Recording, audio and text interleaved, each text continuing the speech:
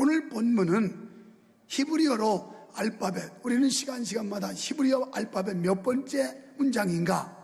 이 8번째 알파벳으로 시작하는 헤트라고 하는 단어로 시작이 돼요. 그런데 이 내용은 어떤 내용이냐면 말할 수 없이 어려운 지경에 도저히 믿음을 지킨다는 게 너무너무 힘들었지만, 그리고 대적들이 막 올가매는 것처럼 압박을 가하고 위협을 가하고 환경적으로 매이고 도무지 믿음을 지킨다는 게 여간 어렵지 않았지만, 그러나 나는 끝까지 주의 율례를 벗어나지 않았습니다.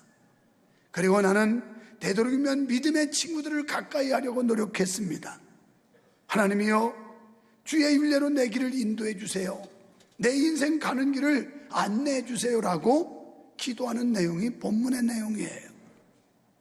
여기서 어떻게 처신하느냐? 이 시인은 어떤 경우에도 주의 법을 잊지 않았다고 고백을 하고 있어요.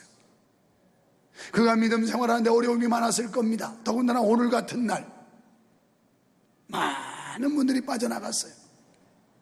그런데 우리 교회는 워낙 기본이 있기 때문에 조금 지장은 있어요. 그래서 휴가니까 휴가 즐긴다고 해외 간 사람도 있고 시골 간 사람도 있고, 어저께도 어떤 집사님이 그러더라고요. 그 카니발 뒤에 시트를 다 띄고 있대요. 거기다 텐트하고 다 주워 싣고 지리산 가야 되는데 그래도 주일은 지키고 갈 거거든요, 그러더라고요. 그래서 아이고 착해라 그랬어요. 아마 오늘 예배 마치면 오후에 달아날 겁니다.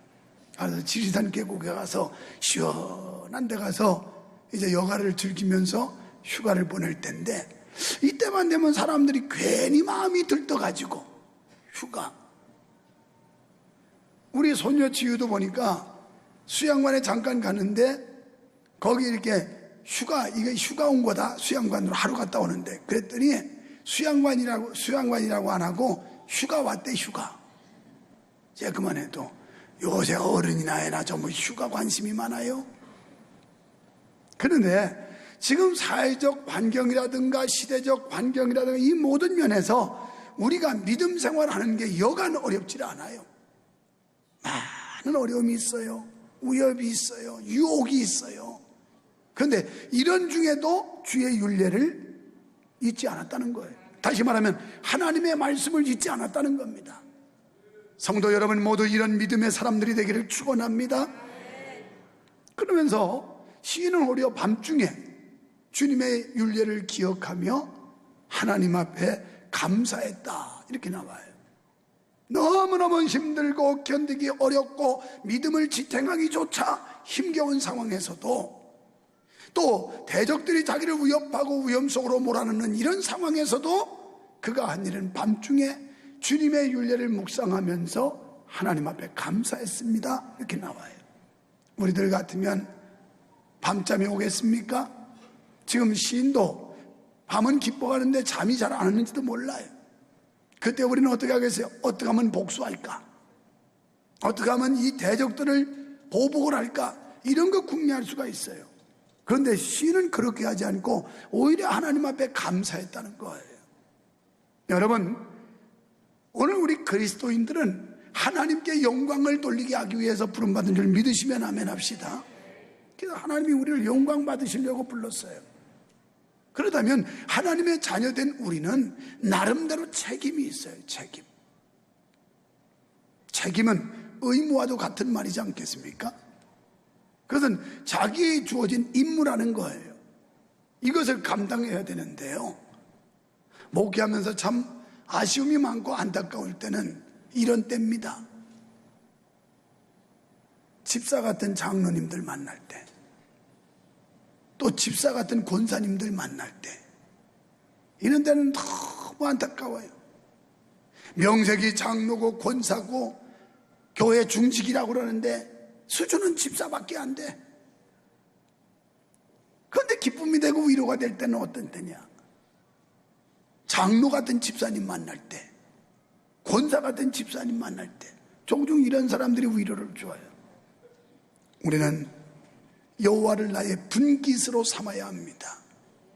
그리고 우리가 하나님의 자녀답게 살려면 어떻게 해야 되는가?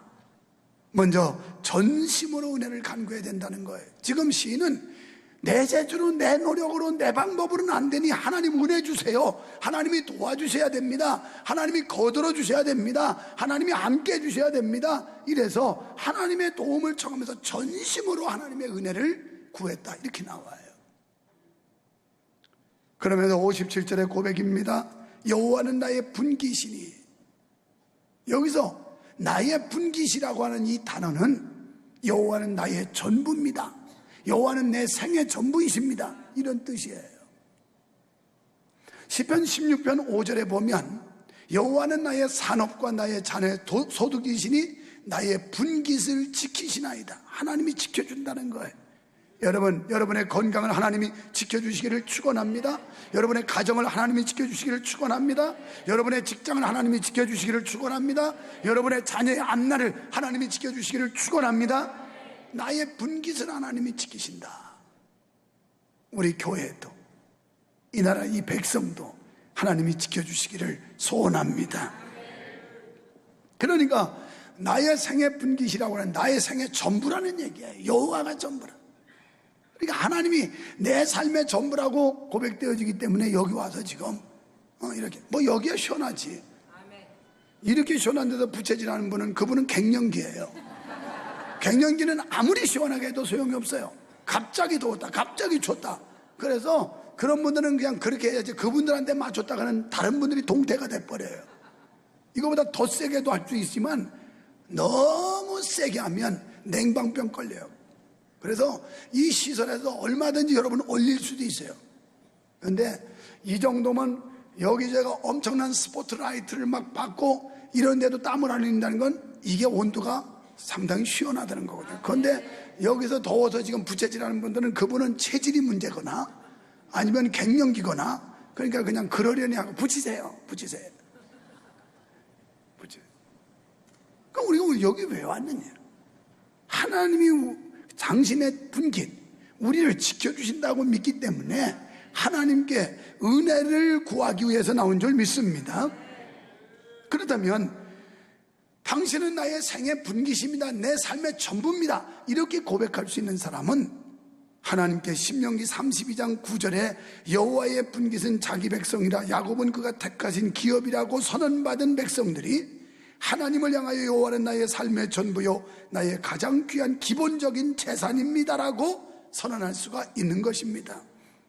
그렇습니다. 온전한 성도는 하나님 외에는 더 요구할 것이 없으며 그 안에서 모든 것이 부족함 없이 누리는 최고의 은총과 축복인 줄로 믿습니다. 시편 23편 1절 너무 잘하는 말씀이잖아요. 여호와가 나의 목자 되시면 나는 부족함이 없다.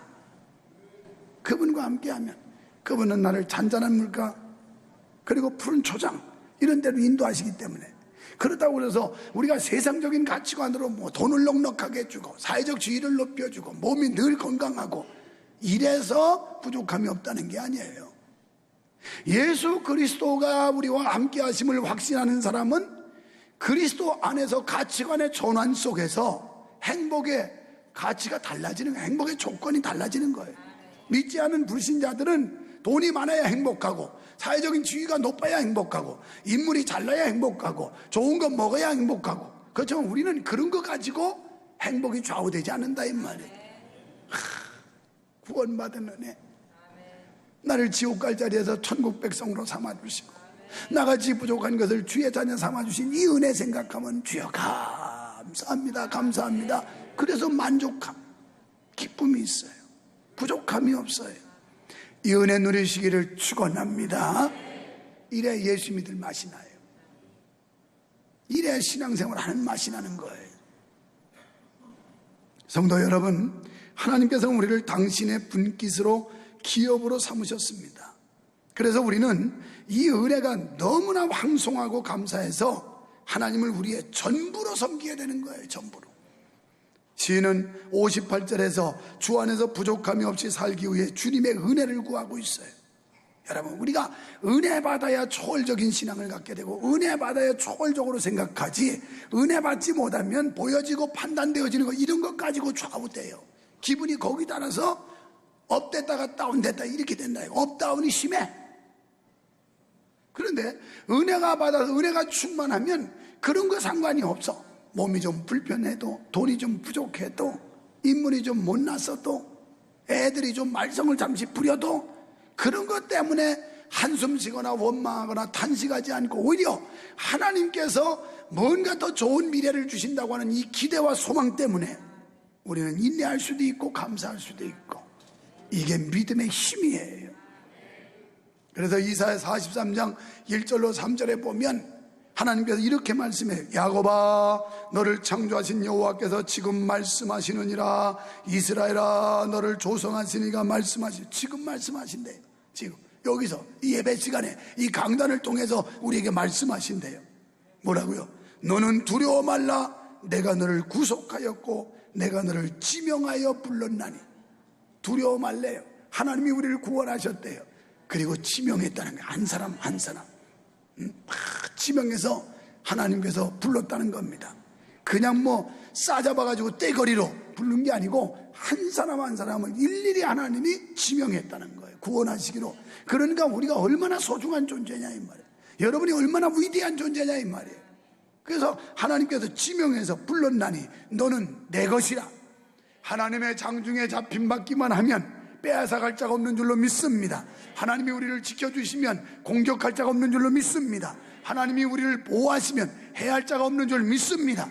너는 내 것이라 그랬어요. 내 것. 그러면서 이렇게 하나님의 것이 된 사람은 내가 물 가운데 지나가도 물이 너를 침몰치 못하고 내가 불 가운데 지나가도 불이 너를 사르지 못한다. 그냥 하나님이 안전보장해 준다는 거예요. 물과 불이 우리를 해하지 못하게 하는, 상하지 못하게 하는 이런 하나님의 놀라우신 섭리. 그러면서 4절에 이렇게 말씀합니다. 내가 너를 보배롭고 존귀하게 여기고 너를 사랑하였은지요. 하나님이요, 여러분을 보배롭고 존귀하게 여긴다는 거예요. 그래서 우리를 사랑하신대요. 할렐루야. 사랑한대요. 사랑해. 시편 121편 5절에 보면 하나님께서는 우리를 지키시는 자인데 우리의 그늘이 되신다고 그랬어요. 요새 삼복더위 얼마나 더워요? 그늘만 가면 그래도 견딜만 해요. 그늘의 고막. 이렇게 힘들고 위협적이고 어려운 상황에서도 하나님이 우리의 그늘이 되셔서 우리를 지켜주신다고 약속하셨어요. 시인은 하나님께 구하는 자세가 전심으로 구했다고 고백합니다. 그렇습니다. 주의 자녀된 우리도 하나님께 전심으로 구해야 됩니다. 우리를 창조하신 하나님, 타락한 죄인인 우리를 다시 새로운 피조물이 되게 하신 하나님을 마가복음 12장 30절 말씀대로 너는 마음을 다하고 목숨을 다하고 뜻을 다하고 힘을 다하여. 이게 전심이에요. 마음 다하고 목숨 다하고 힘 다하고 뜻 다하고, 이게 전심으로 은혜를 구하는 겁니다. 어떻게? 너희 하나님을 사랑하라 그랬어요. 여러분, 전심으로 하나님을 사랑하시길 원하시면 아멘 합시다. 하나님 이렇게 사랑하면 하나님 은혜 주세요. 우리는 간절한 마음으로 하나님을 찾아야 합니다. 주님의 말씀 따라 살려면 하나님의 도움이 필요한데 하나님의 은혜를 구해야 하며 전심으로 기도해야 됩니다. 제가 이 목이 이렇게 마시간 것도 금요일날 전심으로 하다 보니까 이렇게 된 거예요. 전심으로. 그러니까 이거 탓하지 마세요. 우리 목사님이 기도원 집회 이상으로 뜨겁게 저렇게 인도하다 보니까 목이 맛이 갔구만. 그래도 어디 들리죠? 안 들리는 사람은 뭐 그건 뭐 청각에 문제가 있는 사람이니까 할 수 없지. 두 번째는 지체하지 말라는 거예요. 지체하지 마. 여러분, 하나님께서 우리를 언제나 사랑하시고 위급할 때 도움을 주시는 줄 믿으시면 아멘 합시다. 그러므로 우리도 하나님의 법을 지킬 때 핑계하거나 게으름 피우지 말아야 돼요. 우리는 핑계를 대요. 게으름을 피웁니다. 오히려 신속히 지키고 또 다른 일이 없을까 하고 사모하는 열정을 가지시기를 축원합니다. 비록 악인의 올무와 그물과 같은 덫이 있다 하더라도 좌절하지 말고 헤쳐나가야 할 겁니다. 여기 59절의 말씀은 회개하는 내용이에요. 자기가 자기를 돌이켜보니까 내 행위를 살펴보니까 잘못했다는 거예요. 그래서 주의 말씀으로 돌아왔다는 얘기입니다. 회개는 지체하는 게 아니에요. 죄는 생각나면 바로 회개해야 돼요. 누가복음 15장 17절에 보면 이에 스스로 돌이켜 이렇게 나와요. 이게 뭐예요? 둘째 아들이 아버지 유산 가지고 가서 허랑방탕해서 다 날려버렸어요. 그리고 남의 집에 가서 종살이 노예처럼 가서 돼지 먹이는 지업 열매 먹으면서 연명하는데 가만히 생각하니까 우리 아버지 집의 종들도 나보다는 낫다. 차라리 내가 아버지한테 돌아가야 되겠다. 이에 스스로 돌이켜. 이게 회개예요. 저 세상으로 갔던 둘째 아들이 방향전환 180도를 돌아서 아버지께로 향하는 거, 이게 회개입니다. 오늘 우리가 하나님께 나와서 말씀 듣고 그리고 양심의 가책받고 성령의 깨우침 받아서 회개하는 게 뭐냐? 세상으로 죄악 세상에 갔던 사람이 방향전환 180도 돌아서서 하나님께로 천부여 의지 없어서 손 들고 옵니다 하고 하나님께 돌아오는 거, 이게 회개예요. 회개. 깨닫고 고치는 겁니다. 회개하면서 돌이킬 때 성령께서 역사해 주실 줄 믿습니다. 인간의 연약함을 핑계로 미루어서는 안 됩니다. 이것이 성도의 바른 모습이에요. 이렇게 참여하고 반성하는 노력이 경건을 유지하게 하는 거예요.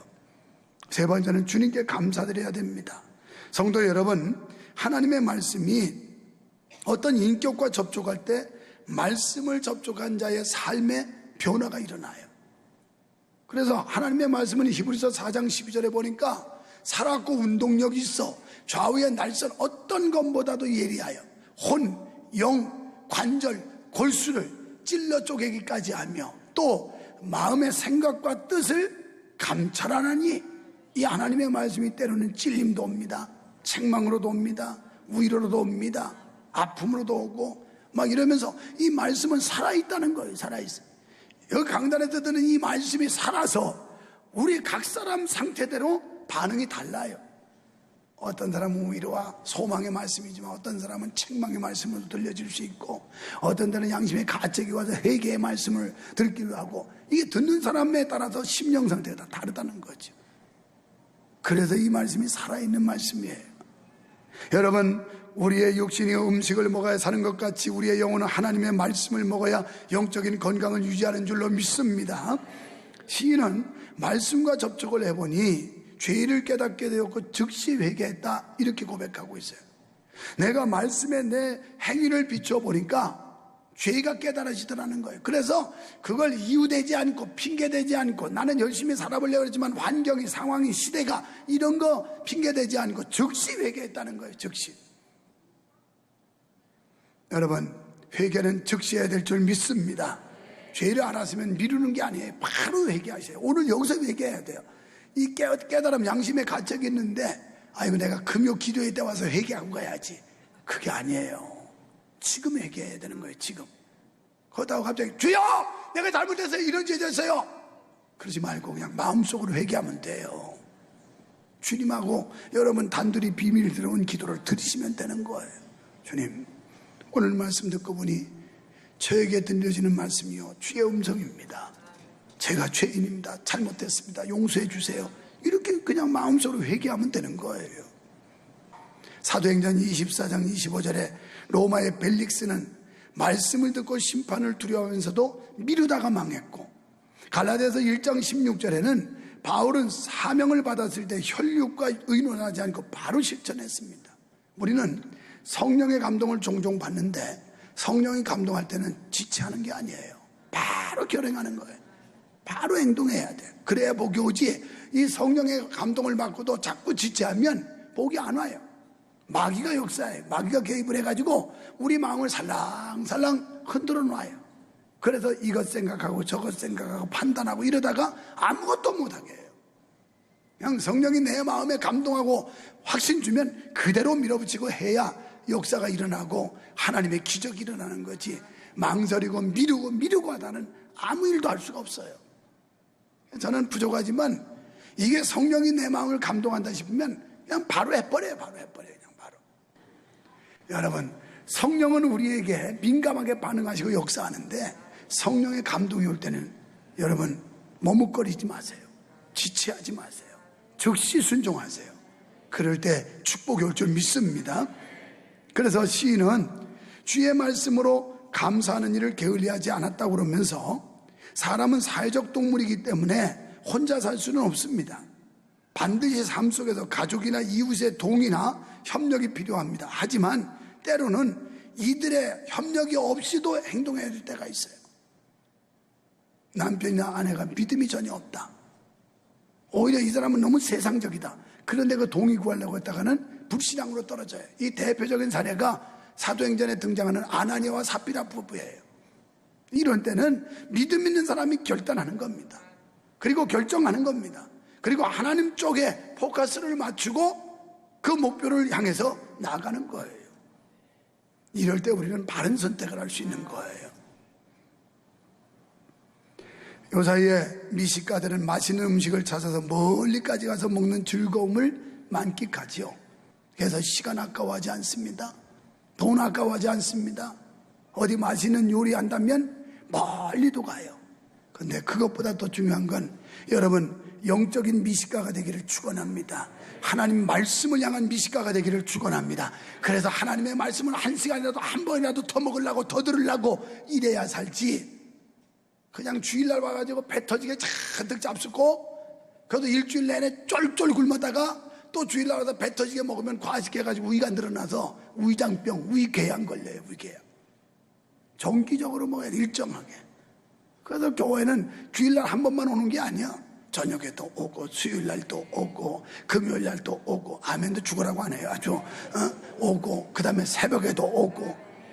왜? 그렇게 정기적인 규칙적인 영적인 식사를 해야만 우리 체력, 이 영적인 건강을 유지할 수 있는 거예요. 그래서 여러분은 하나님의 말씀을 사모하는 영적인 미식가들이 되기를 축원합니다.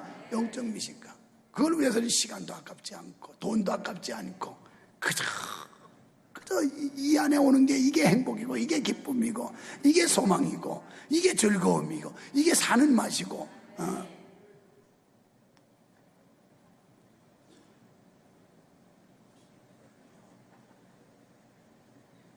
아멘 하다가 조상이 죽었다며 거기. 그래서 63절에 보면 복음이 들어가면 주를 경외하는 자, 그러니까 성도의 교제를 이루게 돼요. 여러분 마음속에 복음이 들어가면요 성도의 교제를 잘 이뤄요. 자기 혼자 독불장군이 아니야, 외톨이가 아니야. 서로 연합해, 협력해, 서로가 사귐이 있어, 성도 간에 서로 교제가 있어.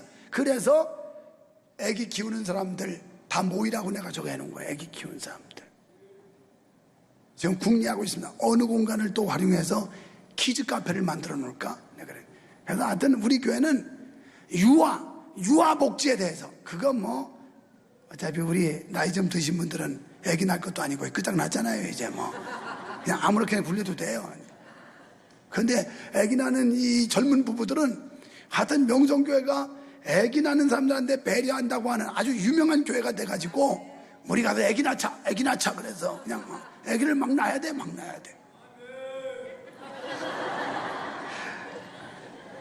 지금요 OECD 국가 중에서 출산율 최저는 이미 오래전부터 우리나라가 그렇게 오고 있고, 며칠 전에 뉴스에 들어보니까 어떻게 나오냐면 금년은 출산율 최저의 해가 된다 이러는 거예요. 이제 지금까지보다 가장 아기를 안 낳는 해가 올해가 된다는 거예요. 이건 심각한 겁니다.